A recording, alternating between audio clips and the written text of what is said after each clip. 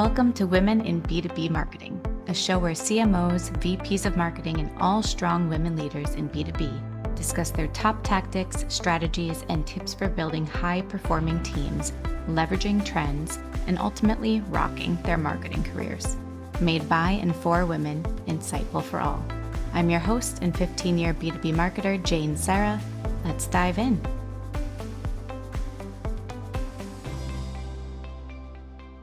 All right. Thank you, everybody, for joining us for another episode of Women in B2B Marketing.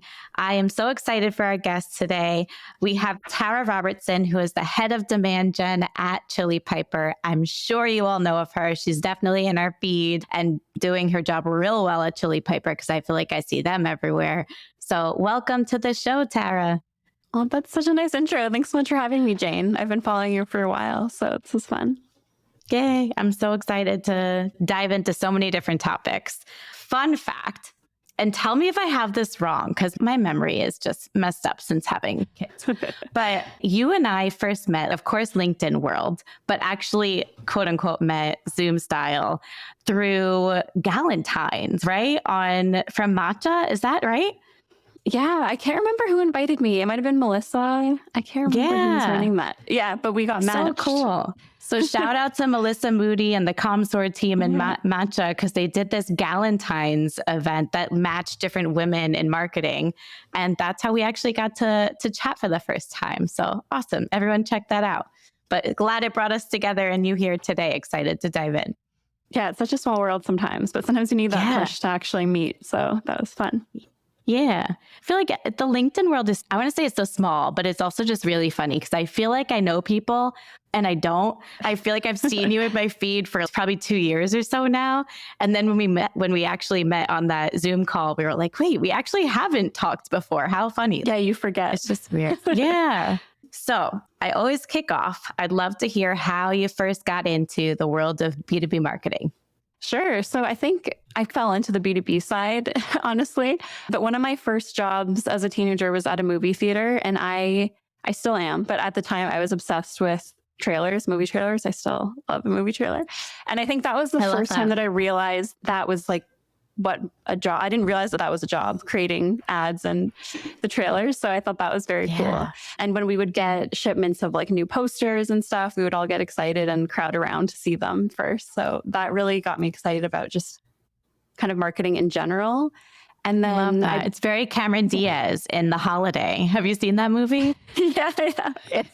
She has a very cool job. Yeah. Yeah. And I hadn't really thought of myself as a creative, and I still don't think I am necessarily. I'm more of like a businessy marketer, but that kind of exposed me to that creative side. And then I actually worked there for about 8 years. It was a really long time, all through school. And I became close with the GM who ran that movie theater, and he showed me a bit about just how they actually make money. They had what metrics they tracked. It was pretty neat, actually, almost like some PLG metrics that we're tracking now, but they would track things like cost per guest, if people came back or not, how much people were spending, how much it costs to get people to come in the door. So that really exposed me to more like the business side of things. And that really opened my eyes that it felt like a game almost of like, how much do we have to spend to get them to show up? And then once they're in the building, how much can we get them to spend so that we can keep the business running? And obviously the movie theater business is in a little bit of a different spot now than it was about 12 years ago.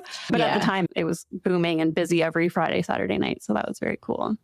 Yeah. I remember back in my day, the movie theater, like matinees, it was like $5. And that was what you did. Every week you went to the movie theater. It's where you saw all your friends from school. Like it was like the mall where you hung out and you saw your friends. I miss those days. That was fun. Definitely. And people would come in and just not even know what they wanted to see. They would come in and say, like, what do you recommend? What should we watch? Exactly. And we would talk for 15 minutes about what they should watch. It was a very different time. Yeah. The good old days. Yeah. And then into the B2B world. Yeah. So I was going to say, after university, I fell into working for a Toronto-based startup called Scribble Live. And we actually sold, it was essentially a live blogging platform. So for breaking news. So newspapers use Scribble Live, some different media companies used it. CNN was one of our biggest customers. So that was very cool for a Canadian startup. But yeah, we had a pivot while I was there to start trying to sell to marketers because marketing and content marketing, blogging was really taking off. So from that space, I learned about another Toronto startup called Uberflip. So that I ended up working there under Hannah Abaza, who was an amazing marketer who brought me on at the time. And that's where I really learned about MarTech and content marketing and brand and events, a ton of other fun marketing things. I love that. And I love that you have, it sounds like she was a mentor to you, like somebody you look up to who is able to teach you all the ins and outs, just like the owner of the movie theater did, right? Only into the B2B side. She was amazing. I think she, in a lot of ways, was way ahead of her time. She had a podcast. This was in 2012, 2013. None of us even had podcast apps on our phones, and she was really ahead of the game. So I used to help her book podcast guests. I would write recap blog posts, but now everyone has podcasts. So it was cool at the time. Yeah. What's her name again? I need to look her up. Yeah, it's Hannah Abaza. Hana. So cool. Yeah. Yeah, really cool marketer. Cool. Go Hannah. Kudos to you for being one of the first marketing podcasters. I love that it's a woman, so I need to look into that. Ahead of her time, cool. For sure. I'm curious. I have a couple of thoughts. There's so many questions I want to ask you personally and Chili Piper related too. But first, I'm curious, what is top of mind for you right now as a demand gen leader? Yeah. So one thing that's top of mind for us literally this week is we're thinking about what we want to do this event season in the fall. Seems far away, but it comes up very quickly every year. So true. And we're actually interviewing for an events manager right now. So that's super top of mind for me. Events are not my passion, but we do some really fun stuff at Chili Piper. So we're really picky about who we want to bring on. And so that's really top of mind for me this week. Yeah, that's huge. I'm also curious, how do you leverage, I know you're in charge of demand, but Chili Piper itself has such a huge brand. And there's also so many people, yourself included, at Chili Piper who have such big personal brands. How do you leverage both the brand and the people brands for demand gen? And there's a lot of Dr. Seuss rhyming in that sentence or question. But yeah, no, it's a great question. I think, honestly, in past roles, I thought of brand as the negative connotation because I thought, I'm like the business metric side and brand is just over here. Like I said earlier, like the creative side, that's not me. I'm not creative. I'm not the brand person. But I think being at a company like Chili Piper for almost 3 years, I've really learned just the importance of brand and how having a strong brand makes demand gen easier. It makes everything easier. It makes outbound easier when a rep picks up the phone and calls someone and they say, oh, wait, I actually do know Chili Piper because I met one of your founders at an event, or I follow Alina on LinkedIn, or I listen to a podcast all the time. Lately, especially events because they're picking up. But yeah, I've just found that it just makes everything else easier. So I wish I had learned that earlier in my career because I really thought of that as a totally separate piece of marketing, but it's all connected. Yeah. And at Chili Piper, is there somebody who owns brand or do you work really closely on that? And I'm sure things evolve each year, right? As teams change and ebb and flow and grow. So curious. Yeah, it definitely evolves. I would say no one explicitly owns brand. We've never really had someone specifically like a brand police type role of checking. We do have a great design team who helps us with what our website looks like, our creative side.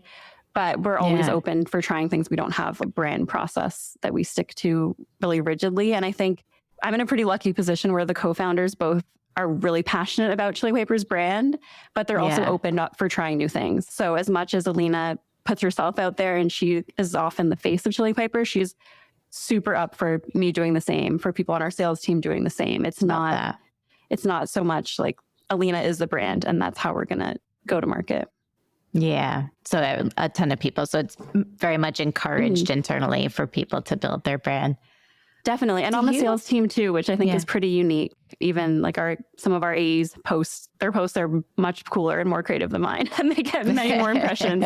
And it's so cool to be somewhere where we can take ideas from all over the company and then just use those best ideas on the marketing side too. We're not just a couple of us in a meeting trying to rack our brains for something creative. It's really the whole company can weigh in, which is very cool. So cool. And I feel like you can, like brand to me, I always thought of it the same way as you were just talking about. Like brand is more, sorry, everybody out there, I used to think this, I don't anymore, but it's more fluffy. It's like the creative part of marketing, but it seemed like less important. This is how I used to think. And now I feel like brand is in its heyday, thankfully, rightfully. Like we're seeing how important brand really is, even in B2B. I think it's one of those things that lagged, right? It was always big in B2C, but in B2B, we were like, yeah, it's not so important. We need leads. We need pipeline, which we still do. But now we see the connection. So I feel like brand is having its day finally, and getting the credit that it deserves in association with driving pipeline and demand. Yeah. And it's so hard to get right. I feel like I've heard for pretty much my whole career that brand is more important for B2C because B2C is a personal buyer, personal decision. But the more I work in B2B and especially selling to marketers, it's so personal. Like when you bring a new tool on and it doesn't work out, you could literally lose your job over it. Or you could lose out on pipeline for a whole quarter because you picked the wrong vendor for something. That's personal, I think. Yeah. It's a business decision, but it's very personal. So brand is super important. Yep. So true. I'm seeing so many more people leveraging this as the credit. I hate that word credit though. I guess spotlight going on brand more lately and being leveraged for demand. I'm seeing more strategy connecting the two. For instance, if people are on LinkedIn, your audience is on LinkedIn and you have a few people that are building their personal brands, but people responding to the comments in there or linking certain comments that make them sound like they're in market and bringing that into the demand playbook or whatever your strategy is there. Do you or have you, you don't have to give away your secrets, but do you have any, do you do anything like that? Or is it all organic from brand to demand for you guys? That's a good question. I wish I could say that we had a very sophisticated way to track that. We're working on something to track that. But one thing that is very cool is because we're not, or I'm personally not too concerned about was this lead from inbound, outbound, where did it come from? We're all just helping each other out. So if we have a post and someone comments something like you said, hey, I'm interested, or this sounds right up my alley, we can have an outbound SDR follow up with them. And we're not really worried about marketing getting credit for that. If the SDR books a meeting, great for them. And if we made their job easier, great. Maybe they'll make my job easier next week when I need someone to help me with pre-event outreach or something. So it's that push and pull. But I try not to worry about the, like you said, credit piece of it so much. Yeah. And I more think of it of, that was really great. How can we do more of this? How can we scale it and do this again? Yeah. I'm going to go deeper into this because you and I were talking offline about sales marketing alignment and how important that is. So this credit conversation, I talk about this a lot, probably a couple times on the show, but in person, probably every time I talk to someone in marketing. I hate the word credit. I feel like it needs to be removed from sales and marketing conversations. I totally agree with what you're saying on just for alignment, making sure you're on the same team. It's not, oh, marketing got this and sales got this one. Like, you're the same team. Why does it matter if it matters what channel it came from, so you can double down on whatever is working and where your budget is allocated. But the marketing versus sales convo, I'm just over. So I'm curious your thoughts on how, especially in your space, right? Like you're selling to marketing and sales people for the most part. So how do you make sure that they stay aligned? And what are your take on that after 10 plus years in demand? Yeah, I think I've been on the other side. I've been on teams where we spent a lot of time arguing back and forth. And when I joined Chili Paper, it was such a relief that we don't do that here, because I don't want to do that ever again, honestly. Same. It's not fun. It's not creative. It's not my favorite. So I think one of the biggest things that we do here is, like I said, we track things because we want to know, was it inbound or outbound? Because we want to go replicate that again. But really the whole marketing team's goal, what we're comped on as a team, like for a bonus structure, is all about inbound pipeline. So it's not like, how many followers do we have on LinkedIn? How many conversations do we have? It's how many opportunities in pipeline have we brought in?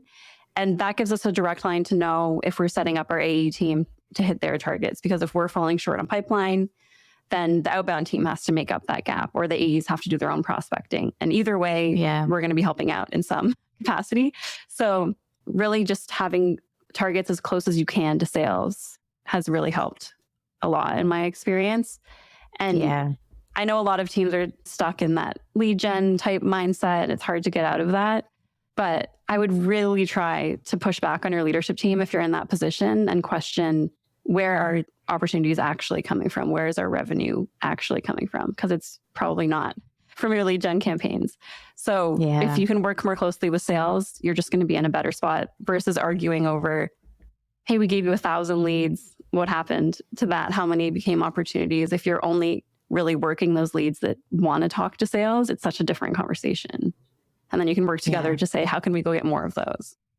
I love that. I think at Spring by Winter, that event recently, Alina spoke there. And I think she said on stage something along the lines of, if you're still measuring marketing by MQLs, first, I'm sorry.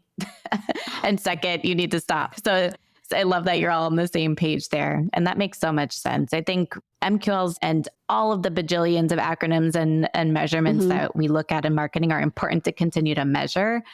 But I like the accountability of being focused on pipeline and having the same targets as sales, because then there's no finger pointing. You're both wanting the same thing at the end of the day, which is revenue.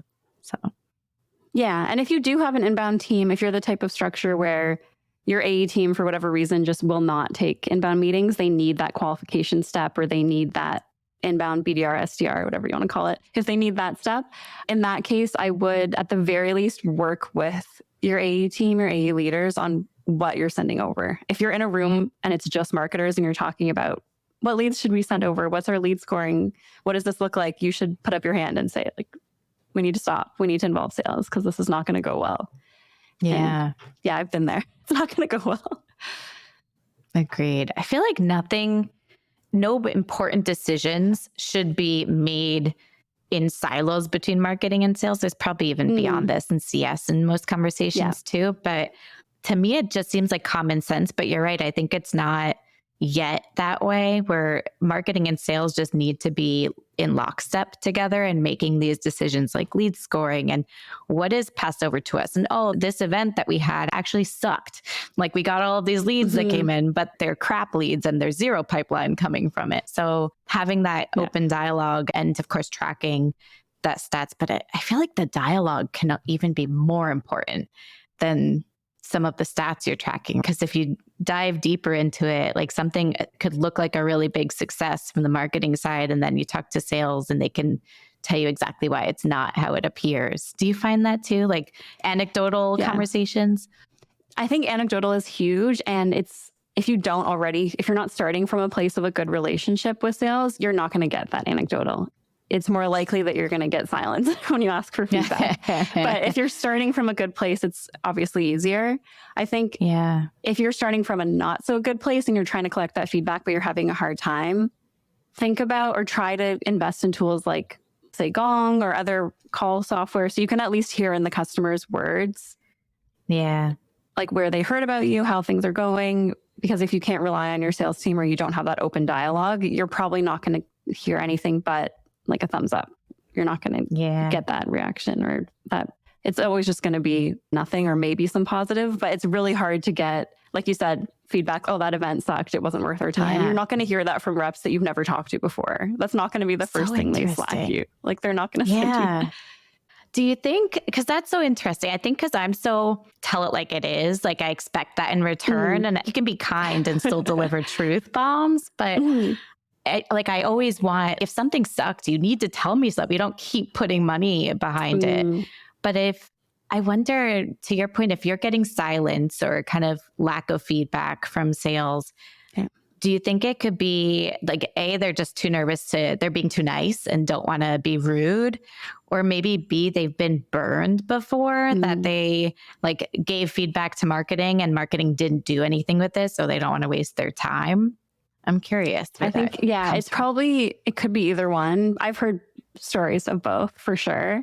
I think the other piece too is that if you don't have a great relationship with sales, they might not even know who to go to. So that's step one of who do I even talk to about this? I don't even know whose job this is. Say you sent a sales rep to an event, it didn't go great. They probably don't want to get the event manager in trouble. It might not even have been their call to go to this event. So they don't want to step on any toes. But at the same time, I really think that anecdotal feedback is so important. You can't always tell things just from a spreadsheet or just from your Salesforce reporting after the fact. Agreed. And that's such a good point. It's they might not know who to go to. Again, it's one of those assumptions that I think we can make because we're busy and we just assume the feedback will come to us. But you have to ask and you have to make it clear who to go to with what feedback, and that you want the feedback. It's not going to get anybody, it's not throwing anyone under the bus. It's honest feedback so we can pivot as a team. We're all making these decisions together to help drive revenue. Yeah, especially something like an event. You could easily spend 50, 100K on something. You want to hear every piece of feedback that you can get, right? You don't want that to just disappear and then that rep is in a different role and that by next year, maybe they've moved on from the company and you just lose that feedback loop. Yeah. I wonder, I'm not great at this myself. Do you have any kind of process for documenting this? Because to your point, if somebody leaves, and people, especially in sales and marketing, tends to be, there's some turnover. People leave for a new company every couple or 2-3 years. Do you have a way to document all of this feedback? Not that feedback from 3 years ago matters so much, but if it's recent and then they leave. Yeah, for something big, say an event sponsorship, we do have some basic, I hate this term postmortem, but it's basically a postmortem doc. I say that too. I don't know. I feel weird saying it, but it's basically that. Agreed. So after the fact, whoever on the marketing side was in charge of running that event will put together an outline of like, here's how it went from our perspective. But please add any color from like, you were the one on the floor talking to people. You were at our happy hour. What did you think? What did you think of if you had a chance to walk around and see the other booths? So we try to get that in a doc where we can, even if it's just rough notes. And that gives us something to work from. Even this week, we had a couple reps at Forrester B2B Summit, so I couldn't go. Yeah. We didn't end up doing a big sponsorship, but I had our 1 a.m. was just sending me like pictures of other booths. Oh, look at, I liked this one. This stood out. This didn't. And just having those eyes on the ground is so helpful. Yeah. I love that. And just having, like you said, the relationship between sales and marketing where somebody will know to share this, like what they're seeing at events with you. So you can, it's team collaboration, like what's speaking to you. Let's all discuss. And I feel like people think that it's harder to do that remotely. I don't know, maybe I was just lucky when I joined Chili Piper, but in my past roles, it's actually been harder in person for whatever reason. I don't know what it is. Just maybe it was just like the politics or the culture of the companies I was at. But I really don't think it matters whether you're remote or not. I think that's just something that starts at the top. Yeah, as long as you have something like Slack going on where you can just make it quick and easy to get that feedback. I wonder if that's it between remote and in person. Because in person, I'm trying to think back. It's been like 10 years since I've been in an office now. But I wonder, like you had to carve out time and go to their desk. And if they were on a call or if they were in another meeting, weren't at their desk, okay, you tried. And then it's off of your mind, probably giving that feedback versus Slack. You just pull out your phone, done. Like it's faster. Yeah. My last role was in office and we had Slack, but we definitely defaulted to in-person meetings just because that's what you did at the time. Yeah. But our sales team was actually on a different floor than us. And we would often say, oh, I'm going to be on that floor tomorrow, so I'll just talk to them then. It seems so silly, but we would just put it off or just not see them as often because we were on different floors, which seems really weird now, but it seemed like such a big deal to go to the sales floor. Exactly. I get that. Oh, that's so funny. I'm getting flashbacks of like back in the office day, and you're right. And then it's, sales and marketing should be on the same floor. But oftentimes they're not because sales is always on the phone.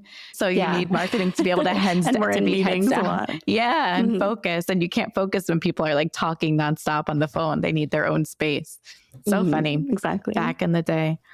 Speaking of like getting this feedback from events and seeing if it worked and telling us if something sucked or not, what do you see working right now in B2B? I feel like this is a tricky one because a lot of marketers that I'm talking to is not that nothing is working, but everyone is saying, but worked really well 2-3 years ago, does nothing now, or it doesn't move the needle. I'm just hearing that so much. I don't know about you, but I'm seeing that everywhere. Same. Oh, totally. Do you know that phrase was what got us here won't get us there? I think it's often said like around acquisitions and changes in companies, but it also is just, I keep thinking that lately because of marketing, because everything that used to work doesn't seem to, everything just feels so different now. Yeah, I will say there's a couple things that are working. I'm always hesitant to say it'll work for everyone because everyone's situation is different. But for us, we've had a lot of success recently leaning into our working more closely with our partners. So we have a lot of great channel partners and product partners, so agencies and other tools that we integrate with. So we're working really closely with them on things like creating content together. So it's not just, we're a very lean marketing team. So it's not just on our plate sitting in a sauna forever. We're actually getting things done, working with partners. And then similar idea, but we're working a lot with influencers on content creation too. So I think in the past, we thought of influencers as more of a distribution, like a channel. We would go to them and say, hey, we made this thing. Can you help us spread the word? But now we're coming to them much earlier and saying, hey, people are talking about this topic. What do you think? Could we do something together on this piece? Cool. I love that. Do you find, because I heard this at a B2C event I went to last year, those influencers that they were saying what they love most is when brands come to them with a half idea and let them fill in the blanks and create the plan with them so they get to be creative. So I that makes total sense in B2B too, right? Because they know the market and they can even tell you what they're seeing from their probably bigger reach than what you have as a brand. So I love that. Do you have anything that's gone out already that you can dive into, or is it all in the works? No, there's some that's been live. I'm trying to think of one that did super well. We've been working with one influencer, Will Aiken, for a little while. And he's very creative on LinkedIn. If you don't follow him, he's very fun. But one thing that we did was, it was a super quick idea, but he did a quick video on, basically it was when Love is Blind, the last season was big, and it was sales is blind, and it was about getting ghosted and a bunch of other really common things that happen to sales reps. But what I loved about that specifically is he basically took this tiny idea, ran with it, and it's still somehow tied to our product in a pretty organic way without us shoving the product in there. So I think that's the best case scenario that you can get with working with an influencer, where he knows our product well enough to be able to figure out what would make sense without us giving him like a one pager of here's the things you have to mention. And I think I've seen a couple influencer partnerships, or at least some posts, where it was clear that the company said, hey, you have to mention these 3 things. And it just, you can tell, you can just see it from a mile away. It doesn't have the same impact. It's so true. And you feel like, because it's outside of what that person you're following would normally say. So you can tell. And then they put like the hashtag sponsored at the bottom, which is fine. I love the transparency, but it's funny when it's not, you can tell, like you said, when it's an assignment versus a collaboration. Yeah, I like that phrasing of assignment versus collab. I really try to, we try to think of them internally as purely collaboration versus, hey, we wrote this blog post, go help us drive some views to it. Yeah. So cool. That's awesome. And I want to ask you what's not working. And I'm smiling because I just listened to your episode on 2 Marketing. Shout out to that team. Love them. And I heard that you are not a fan of email nurturing. What? I was trying to remember what I said on that podcast.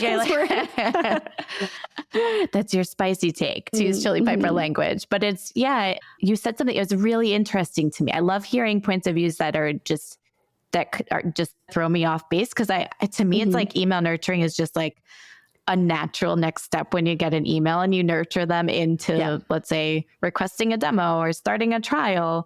But you had a really interesting take. I'll tell you, because it's probably been a while since that episode. Yeah. That you were saying that you've never seen success with like pushing people into a demo after they've signed up for something else, or you've gotten their email from a download or something back when we gated, and then going into a demo request. And then as a user yourself, or as an ICP yourself, like receiving these emails, it never works on you.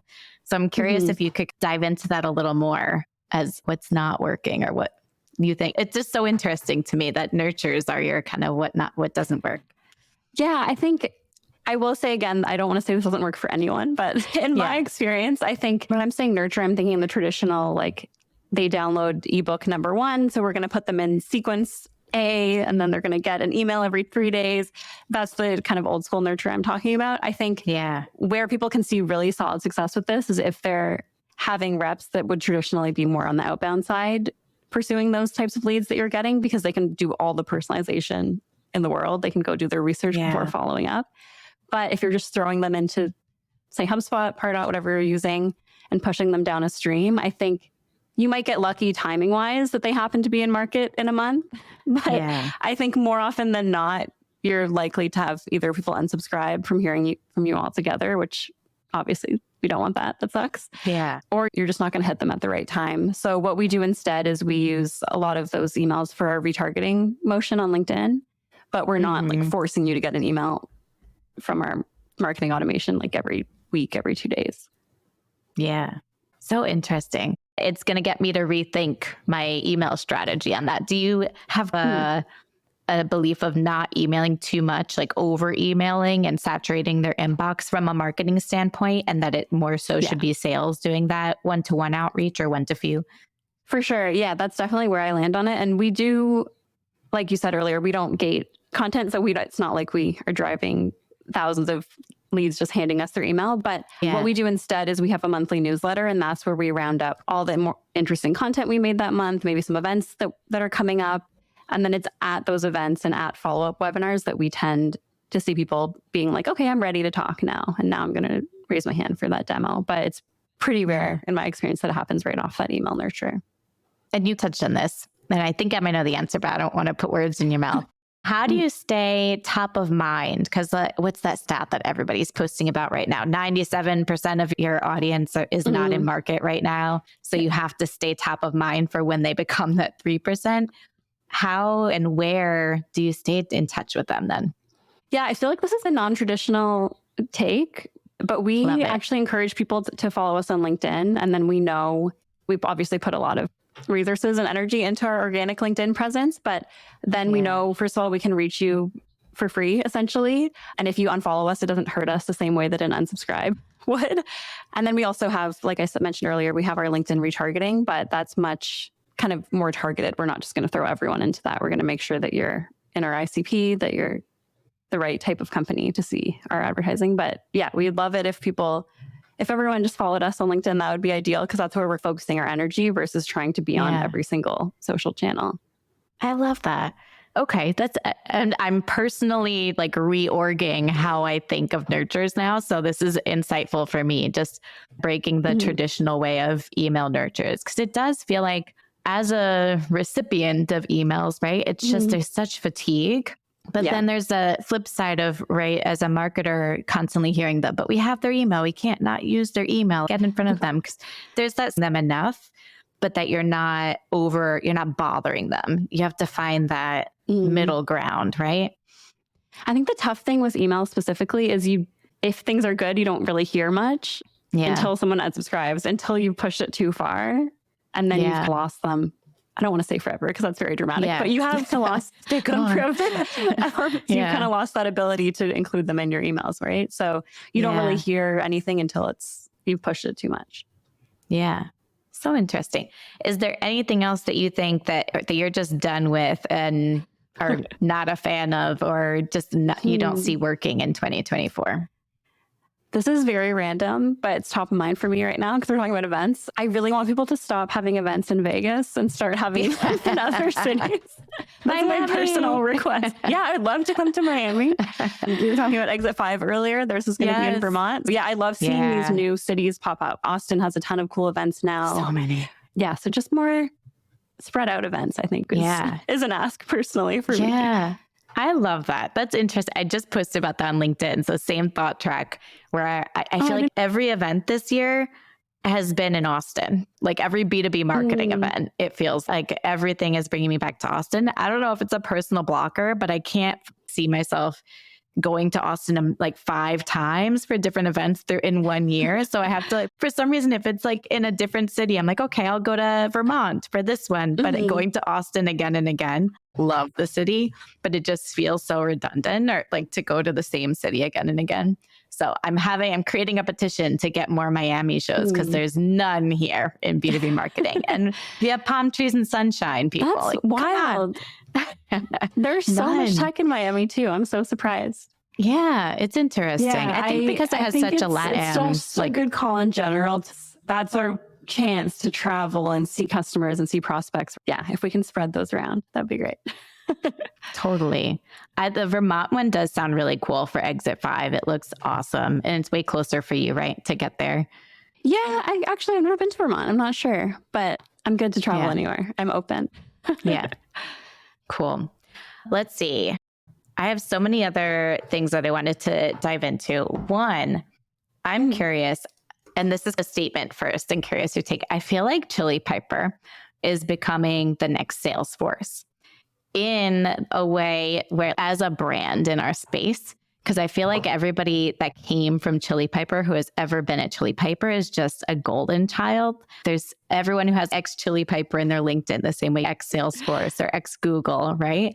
I don't know what it is. I'm curious if you have any insight into, like, when you hire for your team, what do you look for? Because it feels like everyone who works at your company, including you, of course, is just such a star, and anybody would hire anyone that's worked at Chili Piper, right? So curious what the star power is that or the sauce that you guys look for when you hire. Oh, that's such a compliment. You're right, though. I have seen the headline of ex Chili Piper, just like ex Facebook, ex Apple. So that's really cool to see. Yeah. I don't know that it's one thing. I think our founders are very picky about who we bring on to join the company. And I think, obviously, I would love to just hire quickly because I need help. And sometimes I can be a little bit like, let's move faster. But we're generally like a little bit slower to hire than other startups I've been at. And I think that's part of it for sure, is just being super picky about who we bring on. Yeah. Another piece too is just, like I said earlier, the founders are very supportive of us, like building our own audience, trying things that are like tangentially related to work, whether it's people wanting to start up a podcast on their own, build their own LinkedIn following. So I think having people that just have that personal growth or that drive to get that growth is a big piece of it. And that's what draws people to Chili Piper in general, just to apply in the first place. Yeah. So cool. Well, keep doing what you're doing, because I just feel like everybody, you're all just good humans too. It's just cool to see. I feel like anyone who has worked there, I'm like, oh, okay, they know what they're doing and they're cool people. So that's really cool. I also do think that the remote thing, I know I talked about this earlier, but it just opens you up to hiring such interesting, diverse people that you wouldn't normally meet. I'm in a pretty diverse big city, Toronto, but I've worked with such amazing, cool people through Chili Piper all over the world. And that's such a unique experience. So cool. I love that. One other thing that we were talking about just when we were orging this session is ABM versus demand gen. I'm curious what your take is on that. I feel like lead gen versus demand gen comes up a lot because that's interesting. But the ABM side, just how do you see these two working together? How do you leverage ABM as part of your plan? And do they work against each other, or do you see a big difference between them? Yeah, I think a lot of marketing teams I talk to have them as completely separate functions. So they have like my role, head of demand gen, and then a head of ABM or ABM manager. In my mind, they're so intertwined. I don't know how you structure that personally. I can't picture how we would do that. Same. I feel like if you're doing demand gen at a B2B company and you aren't working from some kind of account list or account based, at least at the targeting level, I don't know how you're setting targets and how you're doing what you're doing. So I personally think for B2B, you need to have some kind of baseline of account based. At the very least, you're targeting for outbound for sure. Inbound, if you're spending money, you should definitely be building those account lists there too. So I tend to see them as the same thing. I think what we do at Chili Piper, I call it like ABM light. So we work from account lists. Our outbound team is super personalized and targeted for their account outreach. But on the inbound side, it's much more of anything paid, we're going to use account lists, but we don't do a ton of fancy personalization just yet. Yeah. I know this term now, coined by and definitely owned by Mason Cosby, but it's scrappy ABM. Yeah, that's a good way to put it. It's like V1 of an ABM program. And I feel like that's what I've done my whole career too, is like the scrappy version of that one-to-one, one-to-many, one-to-few outreach. So interesting. Yeah, exactly. Is there anything changing, or how do you see this crazy world of ours of the past few years, but in B2B and marketing, demand gen, how do you see it changing in the next?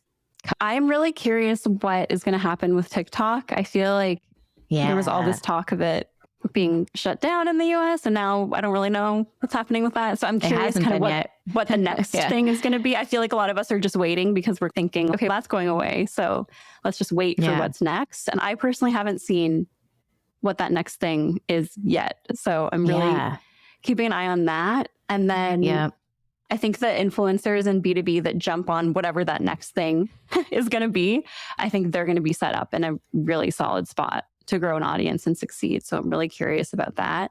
Yeah. And I think on top another of that, reason to work with influencers. Yeah, they're the early adopters for so much of this stuff, right? Mm-hmm. Definitely keeping tabs with that. And then the other piece that I think is big, and it's already a thing, but I think it'll only get bigger, is that there won't be much like pure inbound, pure outbound, pure PLG. I think every company to hit their numbers is going to have to do all three. It's not really, I don't think it's going to be an option in 5 years to just have one strategy. You're going to be doing all the things, trying to reach people in all those different funnels at the same time. Yep. All the more reason why the word credit needs to be removed from sales marketing. Exactly. Yeah. It's not going to make sense in a year or so, I don't think. It all works together. It's been amazing talking with you. I have one last question to end on. If you could go back in time, like 10, 12 more years to when you were just starting out in marketing, what would you tell yourself about the time ahead? Oh, I think I would say you don't have to be an expert in anything to start posting, to start writing, whether it's blog posts, LinkedIn, TikTok, whatever you want to start experimenting with. Just hit publish. I think I have so many old drafted blog posts in my notes app that they weren't ready or good enough or ready to post. And I just think about, even, it sounds silly, but like growing my own personal LinkedIn, I could be doing so much more if I had started 10 years ago. I can't even imagine what it would look like if I had started 10 years ago. And I think only since joining Chili Piper and because the team's so excited about LinkedIn, that kind of pushed me to post more consistently. But I wish I had started 10 years ago. That would be great. So yeah, I think just in general, like thought leader it sounds a little bit silly, but thought leadership isn't just for the execs at your company. It's not for the experts. It's people want to hear from practitioners, and those are my favorite people to follow. So I love that. It's take the leader out of thought leadership, because that's what's making us think like you have to be this exec, right? This executive leader with executive presence. Let's rebrand it. Yeah, I like that. I love also, I'm going to highlight this. You said just hit publish. I feel like that could be B2B marketing's Nike phrase, is instead of just do it for B2B marketers, just hit publish. Yeah. And the amount of time we've published something and then we'll post on LinkedIn and people will have cool things in the comments that we could add to it. You can just go back and add. It doesn't have to be, especially in B2B, we were just talking, we don't even know what the next big channel is going to be. It's changing so fast. So just hit publish, so we have to move just as fast. Love that. Hit publish and iterate. I feel like every episode I come up with sticker ideas, or we come up with sticker ideas, and I want to maybe I'll start printing them and sending them to the guests, like their own personal sticker. That's so fun. Thank you so much, Tara, for joining us on the show. I really appreciate it. Love all the gems that you dropped. So thank you. And thank you, everyone. Jane. Thank you. Thank you, everyone, for listening. Again, as always, if you like the show, just give us a share with a friend, review, rate, helps us get in front of more women and others in B2B marketing. Thanks, everyone. Have a good day.